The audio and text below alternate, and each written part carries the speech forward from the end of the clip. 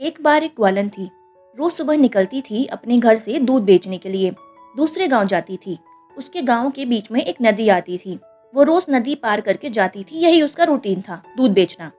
तो एक दिन क्या हुआ कि नदी के उस पार उसे लगा कि काफी लोग इकट्ठा हुए हैं। तो उसने सोचा कि देखती हूँ कौन है। तो पता चला कि एक सत्संग चल रहा है, एक महाराज जी सत्संग दे रहे हैं।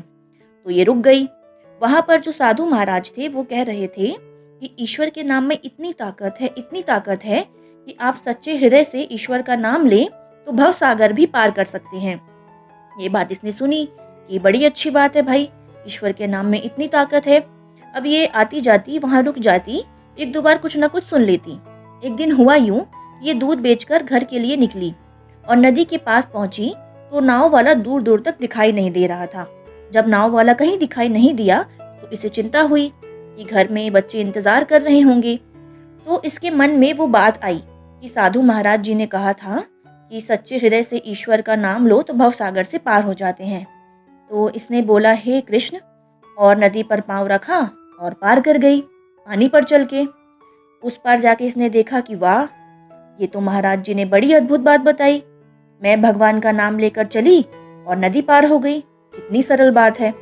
अब तो उसका रोज का रूटीन बन गया था, भगवान का नाम लेती और नदी पार कर जाती। अब एक दिन उसे लगा कि इतनी अद्भुत ज्ञान साधु महाराज जी ने मुझे दिया है तो मुझे उनका कुछ ना कुछ धन्यवाद करना चाहिए। तो महाराज जी के पास गई, बोली महाराज जी, मुझे बहुत ज्ञान मिला है आपसे, आप लोगों को इतना ज्ञान देते हैं, शिक्षा देते हैं, मैं चाहती हूँ आप आज शाम को मेरे यहाँ भोजन ग्रहण करें। महाराज जी ने कहा कि ठीक है।